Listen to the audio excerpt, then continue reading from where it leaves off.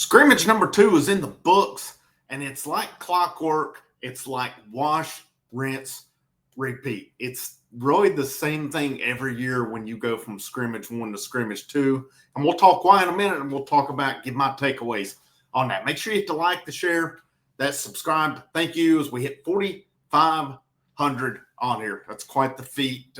Really appreciate all your support, all your positive feedback along the way. I say it's wash, rinse, repeat. How many times, guys, have we seen this? And Jordan Moore texted me this morning about it. He saw it before I did. I'm a little late with my takeaways today. Frank finally had to go back to work today. First day back to school for me today.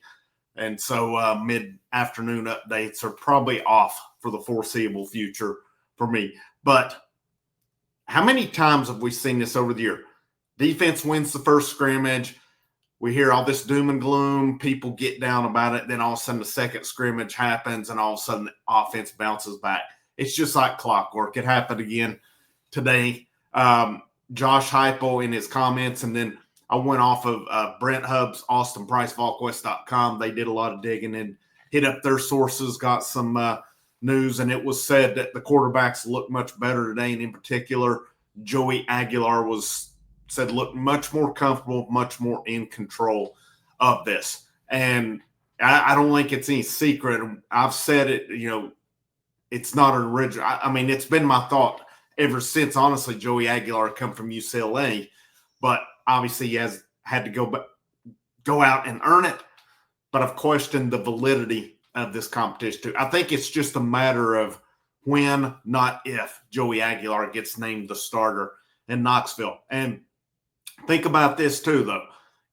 What about Merklinger? What about McIntyre? If you think about it, really, neither one of those guys expected to compete for the starting job this fall because they knew Nico was the guy. Nico leaves the day before the end of spring practice, or he gets removed, whichever. It was inevitable. It was going to happen. All of a sudden, you've got a competition here. So I don't really think it messes with things. Maybe it amped up these guys. Maybe it made it a bit more real. But again, Aguilar is going to be your starting quarterback. And how did things go? I said I wanted to see how the quarterbacks took a step, and I said I wanted to see wide receivers mentioned today as well. From what I've seen, Brazel, Staley, Rodarius Jackson did not scrimmage today, but it was said that Mike Matthews, Travis Smith Jr., Amari Jefferson all made vertical plays in the passing game today. It said George McIntyre hit Joakim Dotson for a touchdown. And then, of course, adding to the passing game, the Deson Brain hype is not going away. It was said he had another good day today, and this dude's going to be a weapon for this team. I'm curious to see how they utilize him along the way. But again, what I wanted to see was plays made in the vertical game. Now, on the defensive side, I know you didn't have Jermod McCoy today. Said Boo Carter was scrimmaging, but he was with the third team today. So sounds like things are progressing because he did not scrimmage in scrimmage 1. And Josh Heupel did, when asked today, said it's still a day-to-day scenario, but said Boo has done some good things. So he's still in there. He's still going. It said, Joshua Josephs was out a week, said he scrimmaged a little bit today. Not a lot, but he did scrimmage a little bit.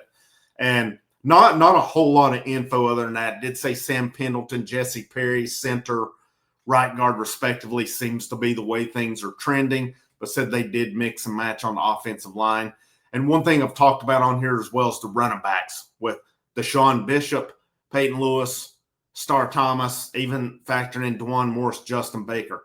And somebody asked Josh Heupel in his post-scrimmage press conference today about that room and said it seems like a deep room. And he said it's as deep as a room as we've had here. And I think that says a lot. Now, he didn't necessarily say we have our best backs we've had since we've been here, but he's really happy with that room, and they're going to produce. There's talent in that room. I think the bulk of it for now will be Bishop, Lewis, and Star Thomas. He pointed out Star Thomas again today, how from spring to now, how he's made such progress. He's changed his body, just everything. He's praised him 2 weeks in a row on that.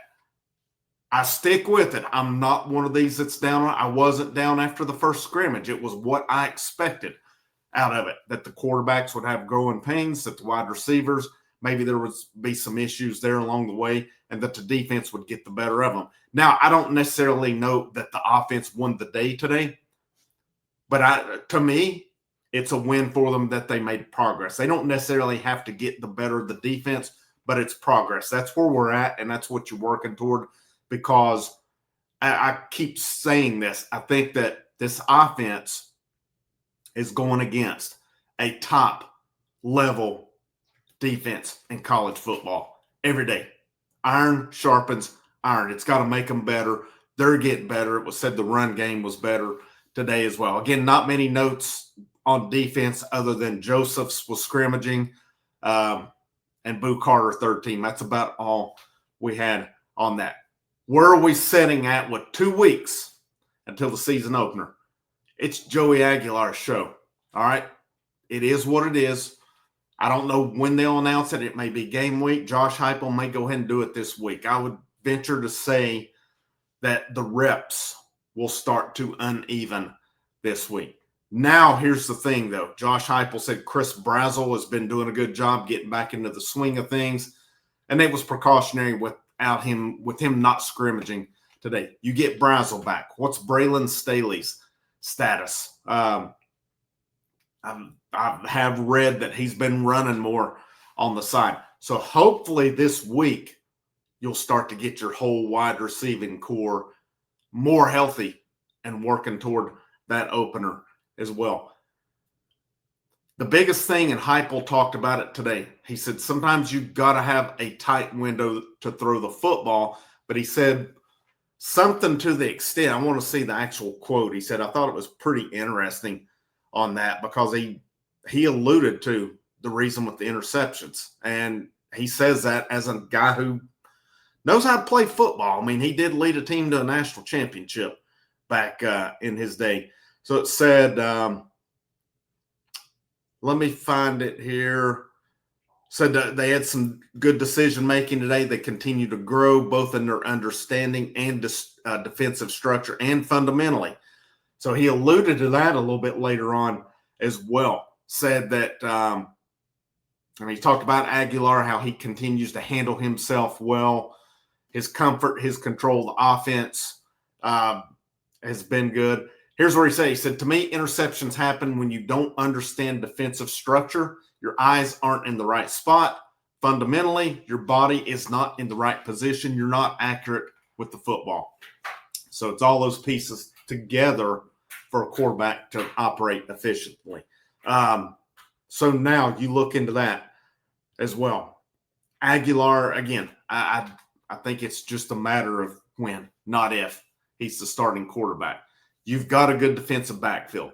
Teams are probably, I can't imagine they're not going to stack the box and make Tennessee's passing game beat them. Progress made with your receivers today. And I continue to say this, and I'll continue to go by it. If Chris Brazzell and Braylon Staley don't get on the field, Travis Smith Jr. is going to leave them sitting. That's just the bottom line on it. I think that dude's that good. And I thought the same with Rodarius Jackson. Now, what is his precautionary right now as well. But I'm telling you right now, if those two guys don't get it, I'm not going to say together, but they don't get healthy and get on the field, Travis Smith Jr. is going to pass them. And I'll tell you, man, we keep hearing good things about Amari Jefferson as well. Who's to say if these other guys aren't playing or aren't practicing much that Mike Matthews, Travis Smith Jr., Amari Jefferson doesn't get some good run along the line. We'll see on that one. But the tight ends too, I'm excited to see what they'll do with Brain. Or is this going to be one of those, we've heard these guys get hyped like a Quentin Hancock back under when Cutcliffe was offensive coordinator. It was mid-2000s. We heard all these great things, and then you never saw him in the game. You always have those unicorns, so to speak, that you hear all these great things and never see them.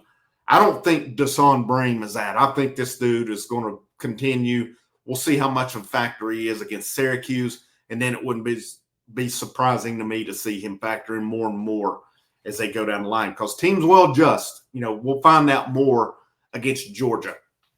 Again, I'm not going to lie. I think we're going to run Syracuse out of the building on it. I'm not backing down from that. I'm not scared of Syracuse. They lost a ton of guys. We're breaking in a new quarterback, but I've said it from the get-go. I think Joey Aguilar will be an upgrade over Nico from last year. Now, how much does Nico grow at UCLA? He probably will, but I don't really care, to be honest. I think Joey Aguilar will be more what Tennessee needs than what they had last year. Just my opinion on it. Feel free to agree or disagree with me on that. You guys have a great rest of your Friday. This is Frank. This is the House of Orange, and I'll see you when I see you.